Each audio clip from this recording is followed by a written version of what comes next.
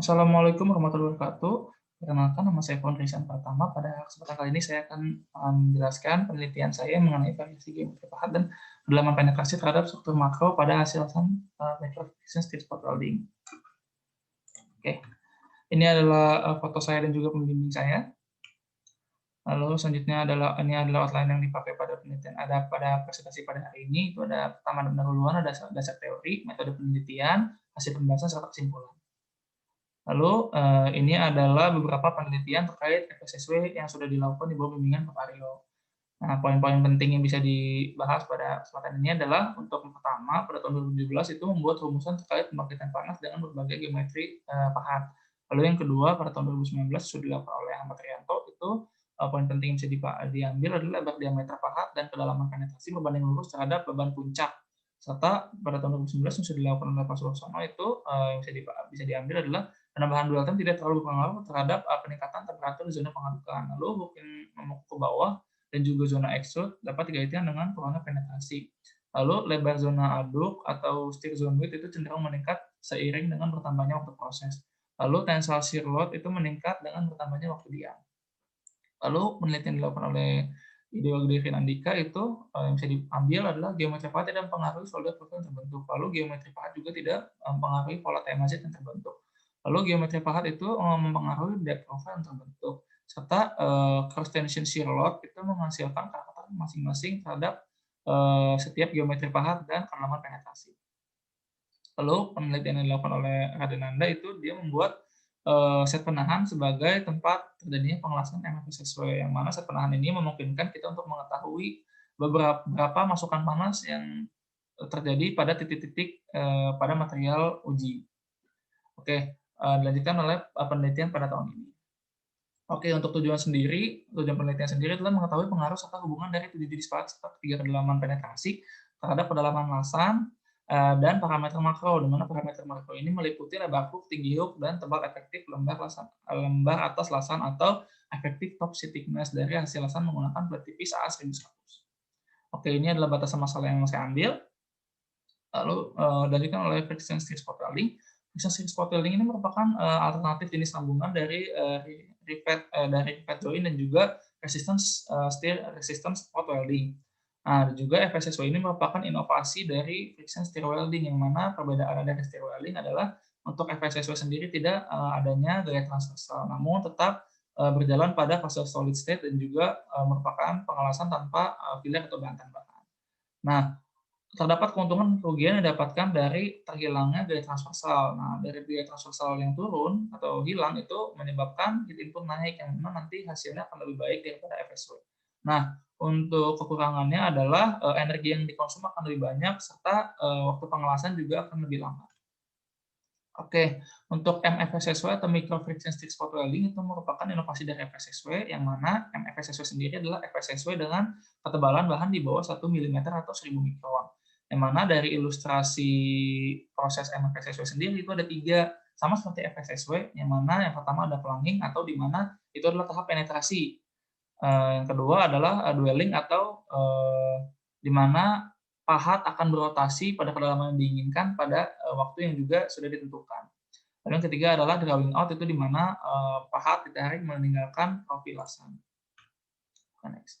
Ini adalah sedikit pemahaman tentang pahat yang dipakai pada penelitian ini. Pahat itu biasanya terdapat 2 komponen utama, yaitu pin dan solder. Pin itu berfungsi untuk melakukan penetrasi ke material kerja. Lalu untuk solder sendiri adalah membantu pin agar material yang melunak itu tidak banyak terekspansi ke dalam keluar zona lasan. Nah, pahat yang digunakan pada penelitian ini adalah jenisnya HSS atau high strength steel. Oke, ini adalah jenis pahat yang digunakan.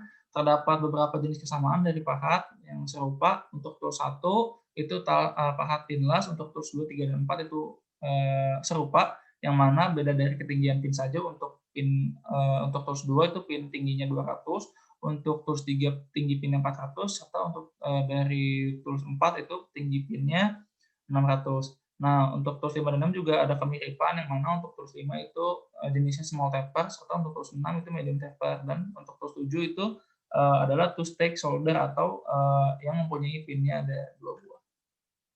Oke, untuk zona lasan saya akan menjelaskan dari bagian kiri dulu. Untuk nomor 1 itu adalah ilustrasi aliran material yang terjadi pada saat pengelasan. Nah, untuk yang satu itu adalah di mana pin sudah menusuk atau melakukan penetrasi ke material kerja. Itu terdapat beberapa zona, isolated zone juga extrude zone. Yang mana isolated zone itu ada SZ atau steer zone serta torsion zone. Nah, untuk extrude zone sendiri itu merupakan area yang di mana material lunak yang terdorong oleh pin itu terekspansi keluar. Itu ada dua cara. Yang pertama itu dia melalui lembar atas, atau yang kedua melalui celah di antara dua material kerja. Nah, untuk yang nomor 2 itu adalah proses di mana ilustrasinya pada saat solder sudah mengenai material kerja. Jadi akan ditambah FTZ atau flow tracing zone. Yang mana nanti hasil lasannya juga akan semakin kuat. Nah, untuk yang bagian kanan itu nomor 1, nomor gambar 4 itu merupakan ilustrasi zona lasan pada MPSSW. Nah, untuk titik A itu dimulai dari titik A itu merupakan titik dimulainya lipatan atau hook. Nah, untuk hook width atau HW selanjutnya itu atau lebar hook juga bisa dibilang lebar hook, itu merupakan jarak dari titik A ke ujung keyhole, dan berdasarkan literatur yang saya baca, semakin besar nilai hook width itu akan semakin bagus karena area yang mengandung complete bond-nya juga akan semakin besar. Nah, setelah itu ada hook height atau tinggi hook. Itu merupakan jarak dari titik A ke batas bertemunya dua material kerja. Namun, untuk hook height sendiri adalah berdasarkan literatur yang saya baca, semakin kecil hook height-nya akan semakin bagus untuk hasil lasannya. Nah, yang terakhir itu adalah TEF atau effective top sheet thickness atau tebal efektif lembar atas lasan, yang merupakan jarak dari titik A ke bagian material kerja yang bergesekan dengan solder.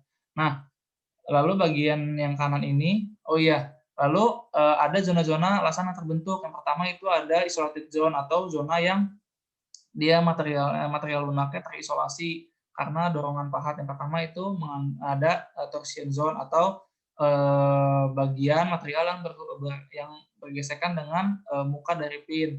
Lalu untuk steer zone itu adalah bagian material yang bergesekan dengan sekeliling pin. Lalu untuk flow transition zone atau FTZ itu merupakan material yang bergesekan dengan solder dari pin. Nah, untuk extrusion sendiri adalah tadi sudah dijelaskan juga merupakan area material lunak yang terekspansi keluar karena adanya dorongan dari pahat.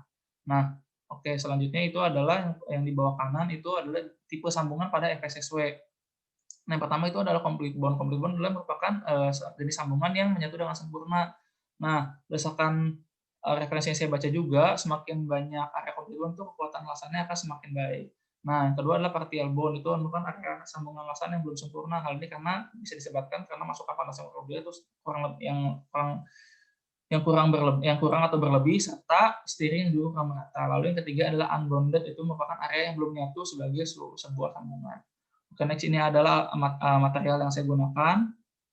Oke, ini adalah cacat lasan pada stir welding yang biasanya itu ada massa flash yang berlebih serta ada terbentuknya rongga akibat panas yang berlebih serta steering yang tidak normal. Oke, ini adalah metode penelitian yang saya gunakan pada penelitian ini. Dimulai dari dari penelusuran masalah serta studi literatur serta pengelasan, lalu dilanjutkan dengan pengelasan dan ambil data serta dilanjutkan dengan analisa dan kesimpulan. Oke, ini adalah mohon maaf sebelumnya karena ada keterbatasan waktu, jadi saya tidak dapat menampilkan seluruh data. Oke, namun ada di lampiran semua.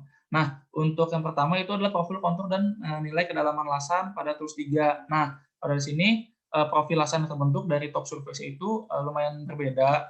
Untuk dari kedalaman 200 ke 400, dikarenakan pada kedalaman 200 ini desain pinnya sendiri itu desain pahatnya sendiri dia mempunyai tinggi pin sebesar 400 mikron, yang mana pada kedalaman 200 solder belum mengenai material kerja, jadi zona FTZ itu belum terbentuk. Lalu untuk bagian bottom surface bisa dilihat pola TMAZ-nya juga tidak jauh berbeda.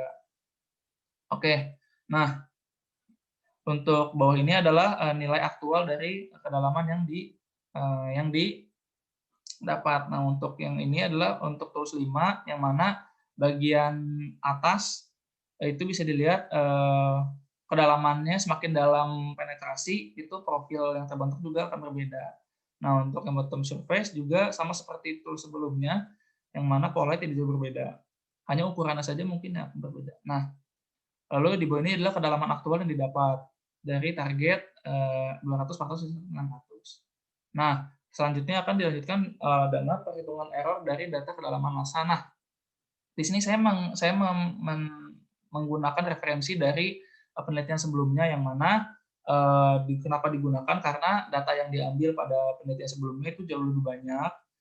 Jadi keakuratannya bisa lebih dipertanggungjawabkan. Nah, untuk data yang saya ambil ini adalah data yang digunakan untuk keperluan uji makro. Nah, saya akan menjelaskan sedikit apa itu OTD, STD, serta DTD. Nah, OTD itu merupakan hasil lasan yang sesuai dengan target, yang mana toleransi kesalahannya -15% hingga plus 15%. Nah, untuk STD atau Shallow Target Depth itu merupakan hasil lasan yang kedalamannya jauh kurang dari target. Nah, untuk DTD itu merupakan hasil lasan yang kedalamannya melebihi dari target.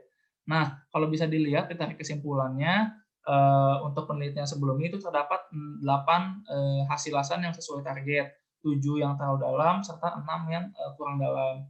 Nah, pada penelitian kali ini itu sedikit lebih baik karena terdapat 12 hasil data yang dia sesuai target, 7 yang terlalu dalam, serta 2 yang kurang dalam. Nah, selanjutnya untuk makrostruktur ini adalah makrostruktur bentangan yang dapat dilihat itu dari hook width, TF, serta hook height. Nah, yang mana untuk trennya itu seharusnya dia untuk hook width itu naik, untuk TF dan hook height itu turun. Nah, ini sesuai dengan literatur yang saya baca. Lalu yang selanjutnya ini sesuai dengan literatur, namun untuk TF itu tidak dapat didefinisikan karena untuk TF sendiri itu nilainya hanya terdapat pada kedalaman 600 karena untuk 400 dan 200 dia tidak mempunyai TEF karena tinggi pin sendiri yang berjumlah sebesar 600 mikron.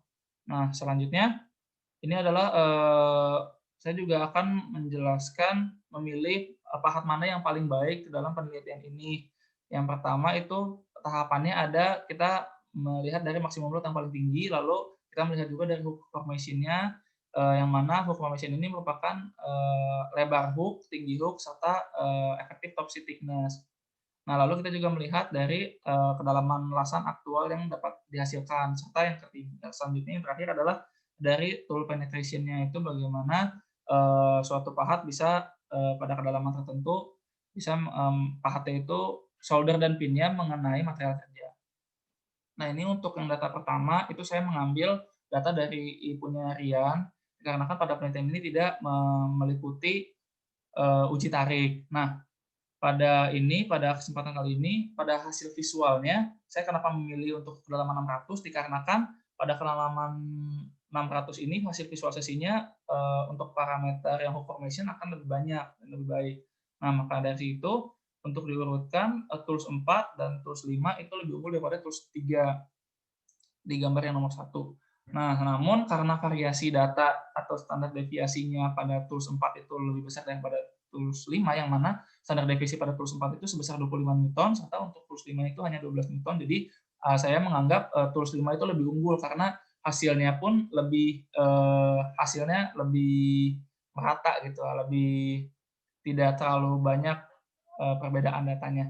Nah, yang kedua itu kita melihat dari lebar hook, kita cari yang paling tinggi. Nah, tools 5 lebih unggul dibandingkan dua tools lainnya. Serta untuk ketinggian hook itu kita cari yang paling rendah nilainya, yang mana tools 3 lebih unggul daripada tools 5 serta tools 4. Lalu untuk nomor 4 itu effective top seat thickness itu kita juga cari yang paling rendah, yang mana tools 5 itu lebih unggul dibandingkan tools nomor 3 dan juga nomor 4. Oke, next. Ini adalah kedalaman aktual yang bisa dihasilkan dari tools tersebut di kedalaman 600 mikron. Itu semuanya oke karena semuanya pada kedalaman 600 tools 3, 4, dan 5 itu sesuai dengan target. Lalu untuk tools penetration juga terlihat dari desainnya pada kedalaman 600 sudah dipastikan solder akan mengenai material kerja dan juga pin juga akan mengenai material kerja. Jadi sesuai untuk 3 tools ini. Nah, maka dari itu saya akan memilih tools 5 sebagai rekomendasi saya yang akan digunakan dalam MFSSW. Oke, ini adalah kesimpulan dari penelitian yang saya lakukan, yang mana yang pertama adalah depth profile itu dipengaruhi oleh bentuk atau geometri pahat serta kedalaman penetrasi. Lalu untuk pola TMAC tidak dipengaruhi oleh geometri dan bentuk pahat. Geometri pahat dan kedalaman penetrasi. Namun pola TMAC ini dipengaruhi oleh panas dan masukan panas pada saat penetrasi. Ini menurut literatur yang saya baca. Lalu untuk ini adalah rata-rata error untuk hasilasan, baik untuk totalasan, untuk kedalaman 200, 400, serta 600, serta untuk setiap tulusnya. Oke, next. Berdasarkan eksperimen juga, alat las dan jenis pahat yang digunakan penelitian ini sudah lumayan sesuai, dikarenakan terdapat 12 data dari total 21 data yang kedalamannya sudah sesuai dari yang targetkan. Lalu untuk formation hook itu lebar hook dan tinggi hook itu sesuai dengan literatur yang dirujuk. Yang mana tapi untuk nilai tebal efektif lembar atas lasan atau efektif toxic thickness itu tidak dapat ditentukan kebenarannya karena untuk trennya sendiri itu tidak tidak terbentuk di kedalaman 400 dan juga 200. Nah, selanjutnya yang terakhir adalah berdasarkan parameter yang dipilih, parameter penilaian yang dipilih mengenai pahat mana yang lebih baik, maka dipilih pahat nomor 5 atau jenis small taper yang paling baik itu dari hasil uji tariknya, dari formasi hook, dan juga dari kedalaman aktual terbentuk serta dari desain pahatnya sendiri. Ini adalah daftar pustaka atau referensi yang saya gunakan, total ada 24 referensi. Oke, sekian dan terima kasih. Mohon maaf bila ada salah kata. Wassalamualaikum warahmatullahi wabarakatuh.